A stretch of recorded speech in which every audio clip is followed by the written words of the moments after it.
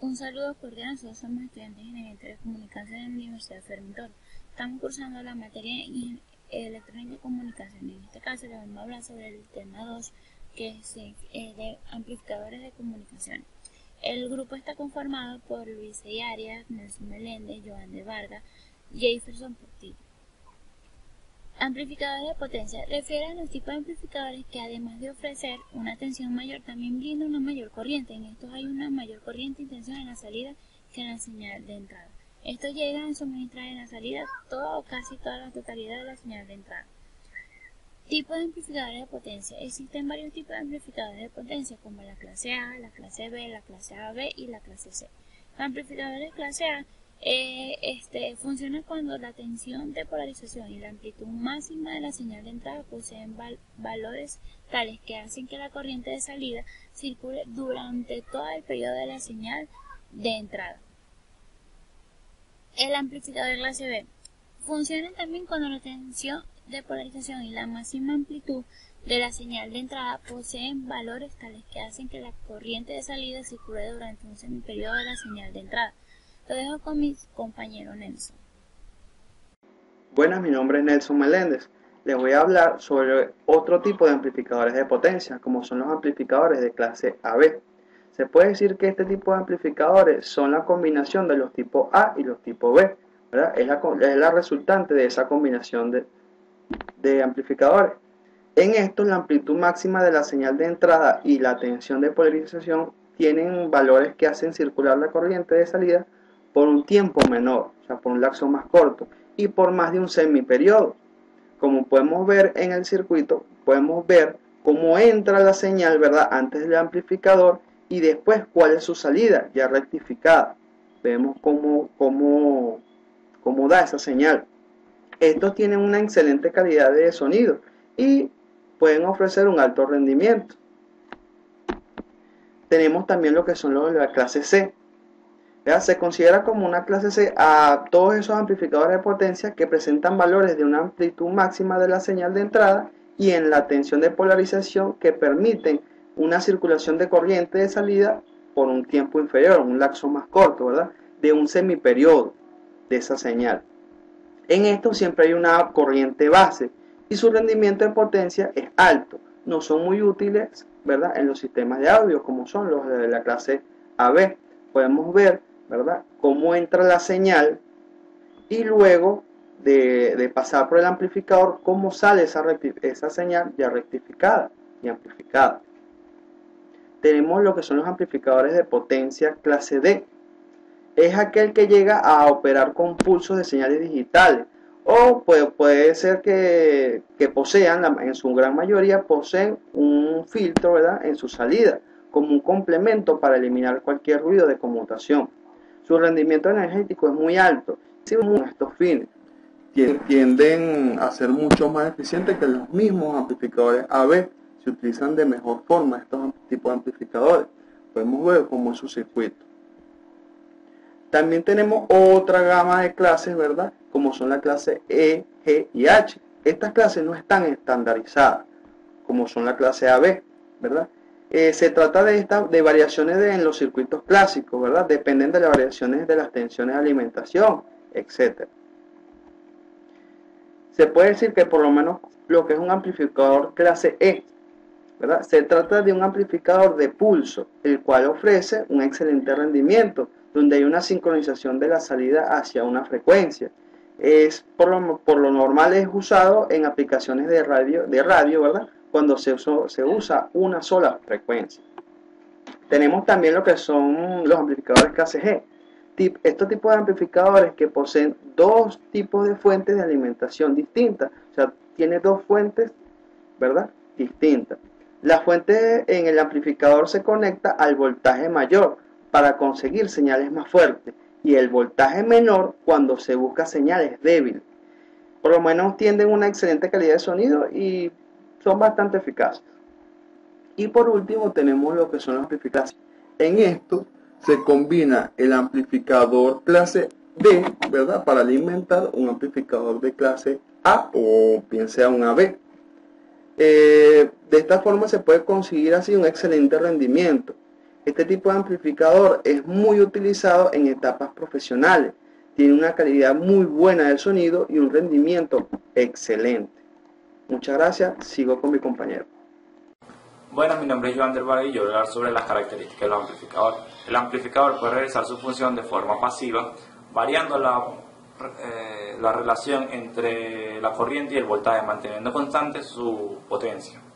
También puede trabajar de forma activa, tomando la potencia de una fuente de alimentación y aumentando la potencia de la señal de su salida del amplificador. Es habitual mantener un amplificador trabajando dentro de un determinado rango de frecuencia en el que se comporta de forma lineal, lo cual implica que su ganancia es constante para cualquier amplitud de entrada. Sus principales características son ganancia, distorsión, potencia de salida, respuesta en frecuencia, sensibilidad, impedancia, relación de señal-ruido y diafonía. Ganancia es la relación entre la potencia de salida y la potencia de entrada. Potencia de salida. La potencia de salida especificada, la potencia eléctrica que puede proporcionar a los altavoces sin que se produzca distorsión en la señal y el equipo sufra desperfecto. Respuesta en frecuencia. Indica la relación entre el nivel de señal de entrada y el de salida para el conjunto de frecuencias de funcionamiento del amplificador. Cuanto más plana sea la respuesta en frecuencia, mejores características tendrá el amplificador. Distorsión. Distorsión es un parámetro que evalúa el nivel de las señales no deseadas presentes en la salida de un amplificador.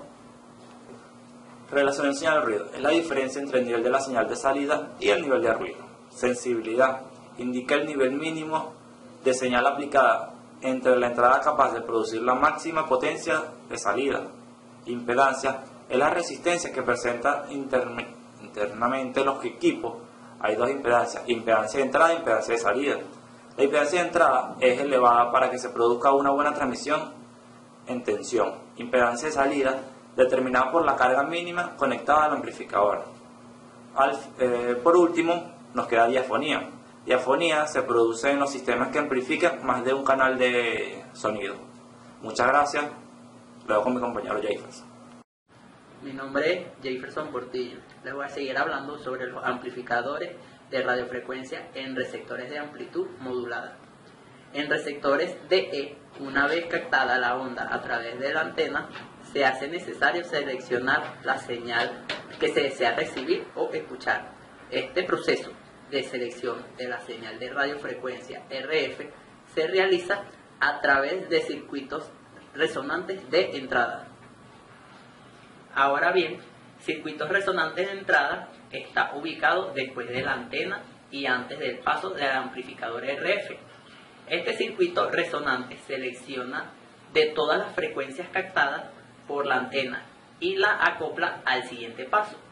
Consta de un circuito sintonizado LS en paralelo, el cual realiza la función de selección cuando se alcanza su condición de resonancia. XI igual a XC, donde XI es la reactancia inductiva del circuito sintonizado y XC es la reactancia capacitiva del circuito sintonizado. En una banda de frecuencias determinadas, si se desea seleccionar varias señales, el circuito resonante de entrada debe estar concebido para que se logre la condición de resonancia en todas las frecuencias de la banda de sintonía del receptor. Al hacer que los valores de inductancia y de capacidad sean variables, de forma tal que siempre se mantenga en esta condición de resonancia, se puede obtener diferentes valores de frecuencia de resonancia en una banda de frecuencia determinada. Para lograr lo anterior, el circuito resonante de entrada está formado por inductores enrollados sobre el núcleo de materiales magnéticos.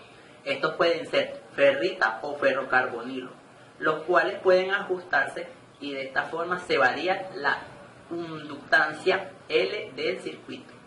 En el caso de variación de la capacidad, se utilizan condensadores variables en el análisis de circuitos resonantes. Los factores más importantes que corresponden a la impedancia y el factor de calidad Q, donde mientras más alto sea el valor del factor de calidad de la bobina del circuito resonante, mayor será la tensión obtenida en el circuito y la ganancia de paso del amplificador de RF será mayor. Podemos concluir entonces, primero, que el amplificador de RF trabaja en alta frecuencia y generalmente suele estar sintonizado, por lo que trabaja a unas frecuencias determinadas por un rango. Segundo, existen etapas amplificadoras de RF. Estas etapas de un transistor amplifican la señal RF a un nivel suficiente elevado para operar la antena.